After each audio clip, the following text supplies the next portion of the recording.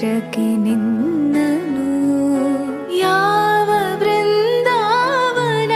ಸೆಳೆಯಿತು ನಿನ್ನ ಮಣ್ಣಿನ ಕಣ್ಣನು ವಿವಶವಾಯಿತು ಪ್ರಾಣ ವಿವಶವಾಯಿತು ಪ್ರಾಣ